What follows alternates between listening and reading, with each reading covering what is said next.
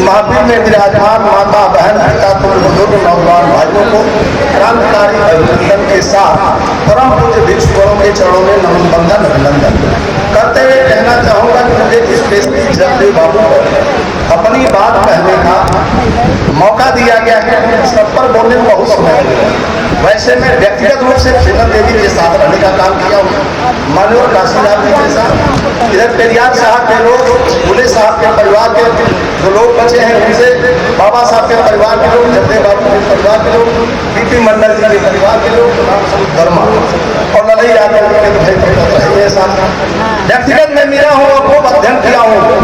इतना मुझे मिला है समझने का, सोचने का, और अकेले पर जितना चीज आप चाहेंगे पूरी लाइफ बोलूंगा तो भी बहुत कम समय होगा। इसलिए संक्षेप,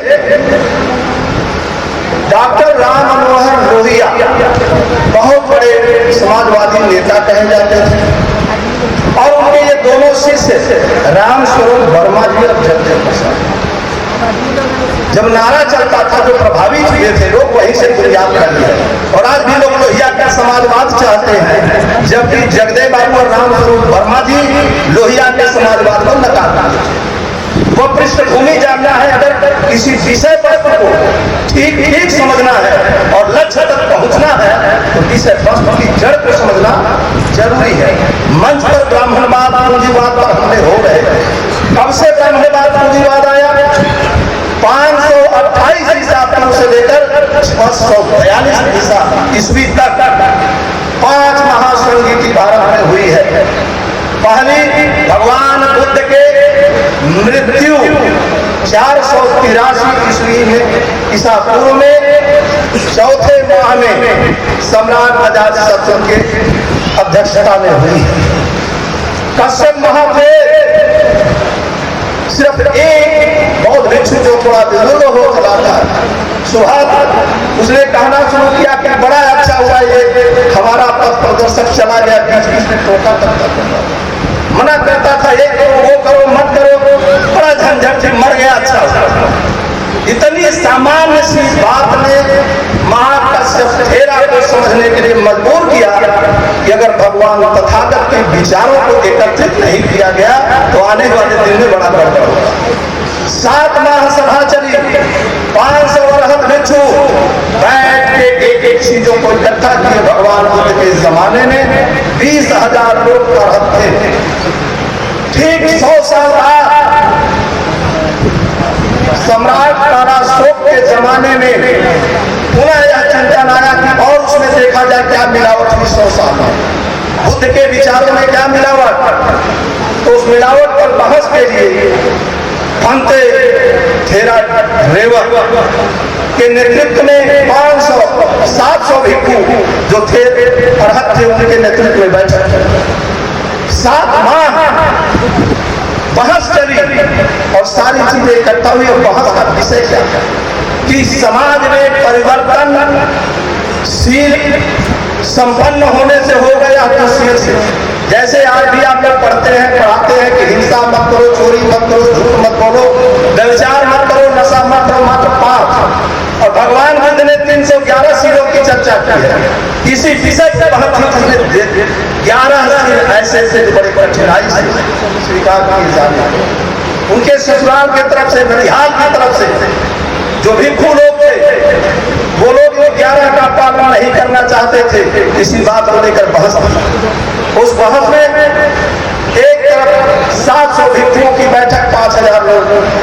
4 महीने बाद कौशाम्बी में उदयन के अध्यक्षता में बैठक, 10,000 लोग।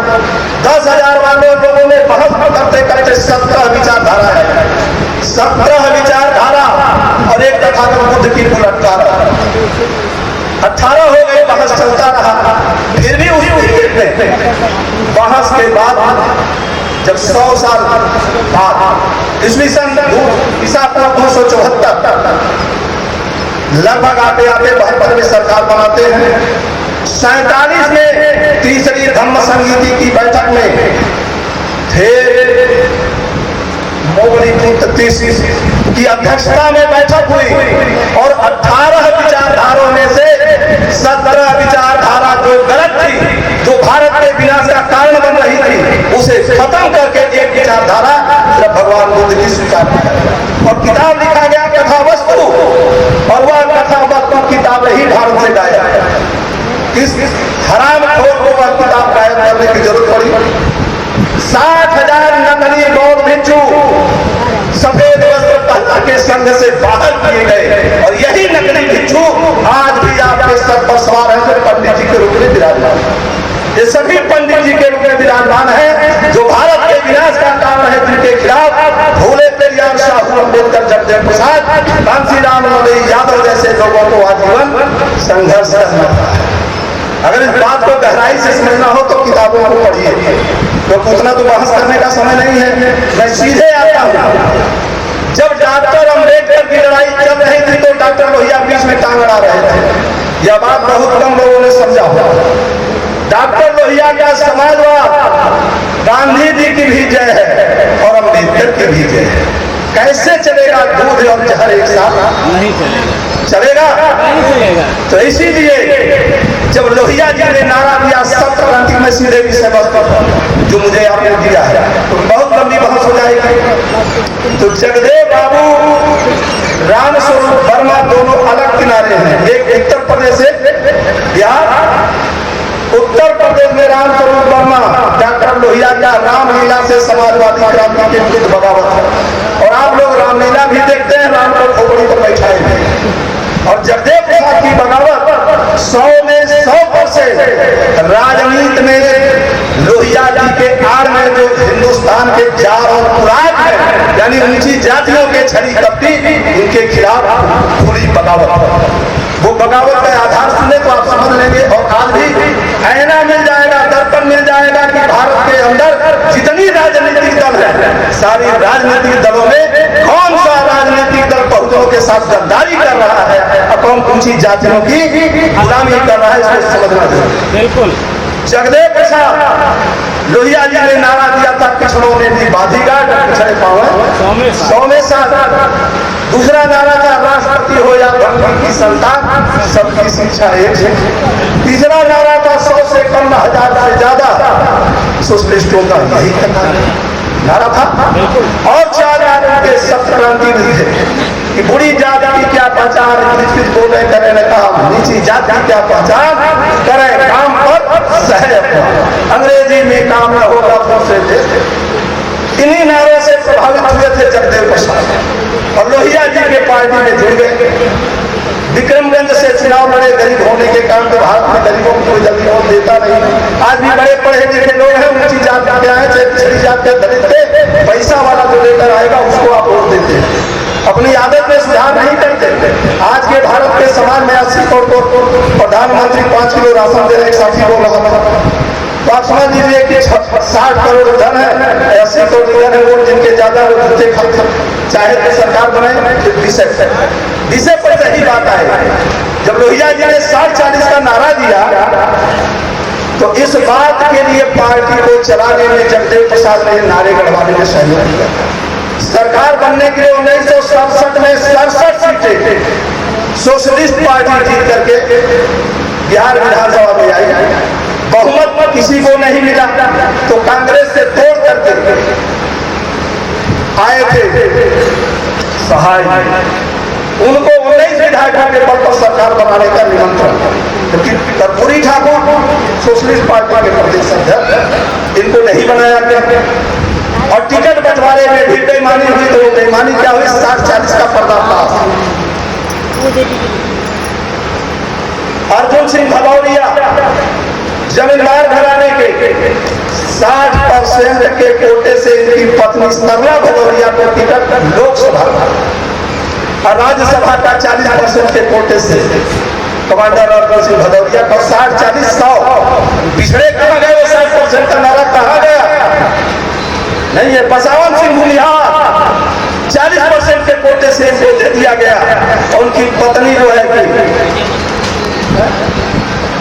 उनकी पत्नी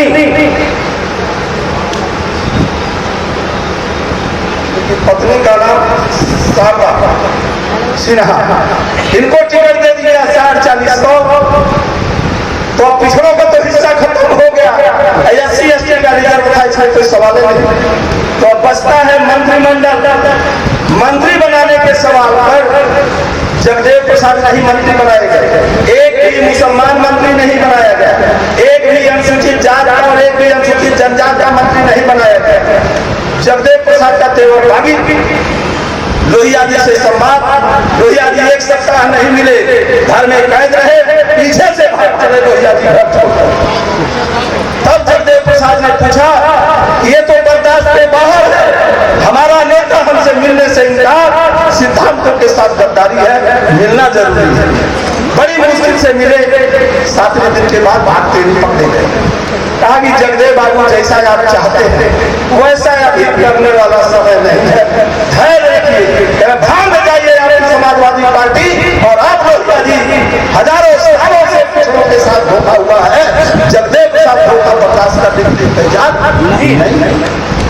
इसके बाद विधानसभा में गए, विधानसभा में लोगों ने नारा दिया था, मुख्यमंत्री महामाया प्रसाद सिन्हा से पूछा सत्ता पक्ष में होते हैं कि भाई आपने तो नारा दिया था कि हटिया और रांची दंगे में जो मुसलमानों का कत्लेआम हुआ है उन मुसलमानों को सरकार बनाओ, हम न्याय देंगे, तो आपने तो कुछ किया नहीं।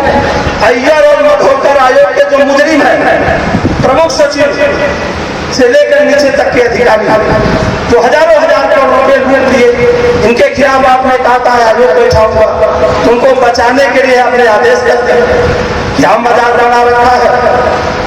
तो उन्होंने कहा कि जगदेव प्रसाद पार्टी की बात नहीं करते, ये गरीबों और जाति की बात है। जगदेव बाबू ने कहा कि 90% पिछड़ा अनुसूचित जाति, जनजाति और अल्पसंख्यकों के हक हकूक, मान सम्मान की लड़ाई लड़ना अगर जातीयता है, क्या 10% ऊंची जातियों की वकालत करना राष्ट्रीयता है? तो मुख्यमंत्री महामाया प्रसाद सिन्हा बेशर्म नंबर 1, उन्होंने कहा कि जगदेव बाबू आपको अगर अपनी हैसियत पर गरूर है, पिछड़ों पर भरोसा है 90% पर, तो आप अपनी पार्टी बना लीजिए और सरकार बना के दिखाइए। उन्होंने कहा कि आज के बाद यदि महामाया प्रसाद सिन्हा की सरकार को गिरा नहीं दिया तो मैं विधानसभा में कदम नहीं रखूंगा, मौत को गले लगाऊंगा।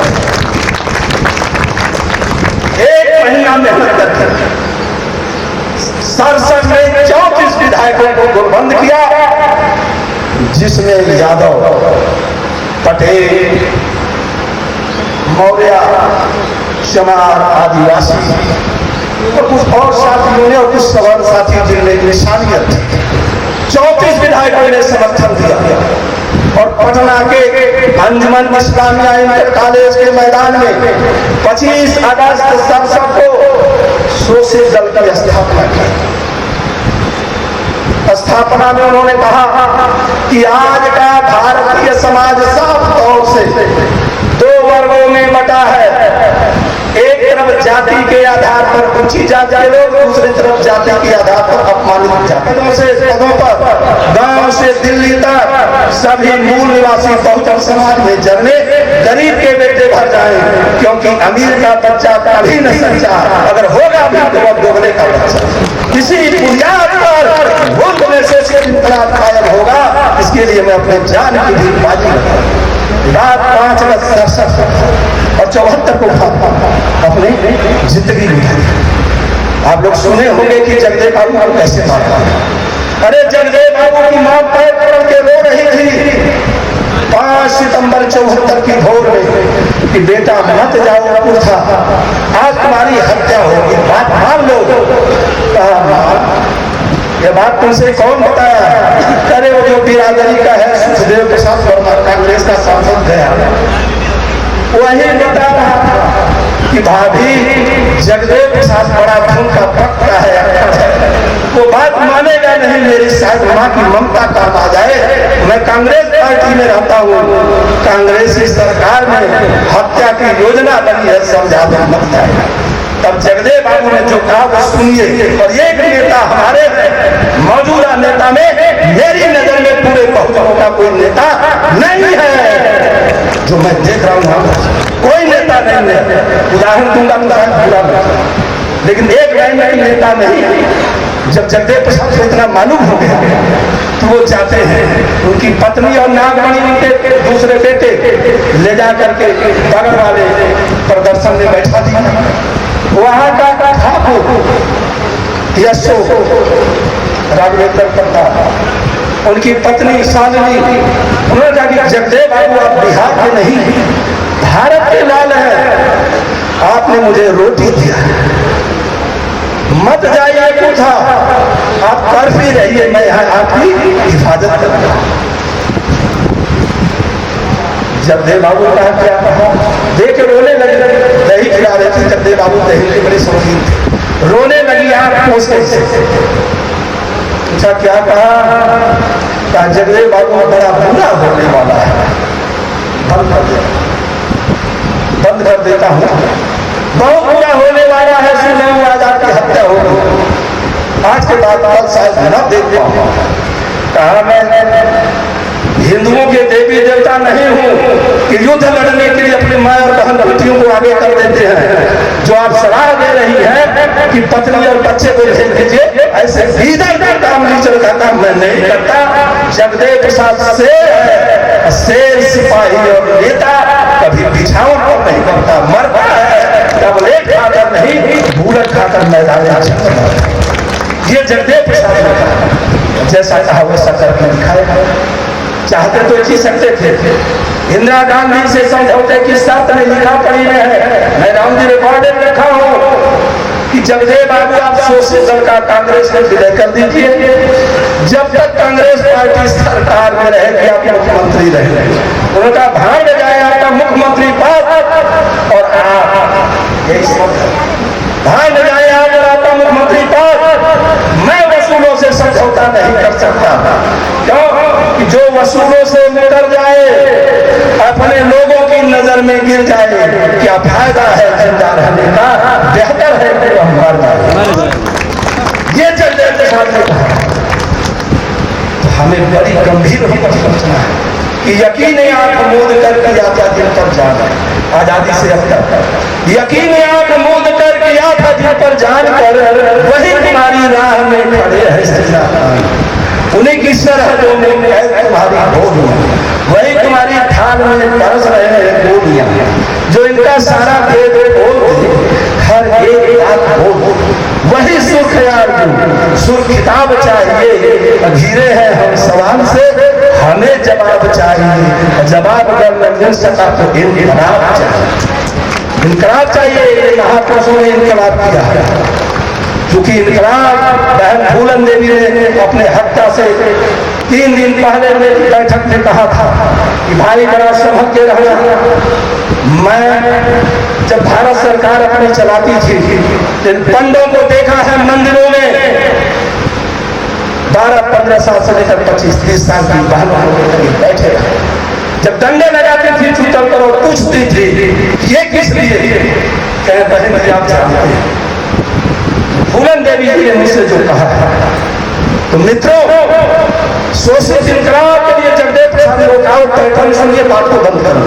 शोषित इनकलाब यानी 90% बहुजनों के लिए इनकलाब क्रांति, शोषित इनकलाब शोषितों के द्वारा शोषितों के लिए हम करेंगे, क्या करेंगे, 90% शोषितों पर से ऊंची जातियों के 10% शासन का गांव से दिल्ली तक का काम। अगर 90 एक जगह वोट दे तो गांव का प्रधान और दिल्ली राजधानी कहाँ पहुंचे, कहीं नहीं पहुंचने वाले हैं। गांव से दिल्ली तक इनके एकाधिकार का खात्मा करूंगा। दूसरी लाइन कि पढ़ाई और दवाई की सबको मुफ्त इंतजाम करूंगा। तीसरा, इज्जत रोटी रोजगार की सबको गारंटी दूंगा। और चौथा, बराबरी की बुनियाद पर जमीन और दौलत का बंटवारा कर दूंगा। और पांचवा, जनतंत्र और राष्ट्रीयता की बुनियाद पर असली समाजवाद की स्थापना। हम किस नेता की बात करें, लोहिया के उत्तराधिकारी उसमें व्यक्तिगत मिला जो आज दुनिया में नहीं है, इनमें से किसी के अंदर हैसियत नहीं थी जो लोहिया का समाजवाद लागू करने का संकल्प मुझसे दोहरा सके। लोगों ने कहा यह संभव समाजवाद चला। हमने कहा तो धोता ही बंद करिए, कहिए कि हम पूंजीवाद के समर्थक हैं, वरना इस मुल्क में शोषित इनकलाब यानी मार्क्स का इनकलाब चाहिए। समाजवाद क्या है? आप झंडा उठाते हैं, शायद पता नहीं।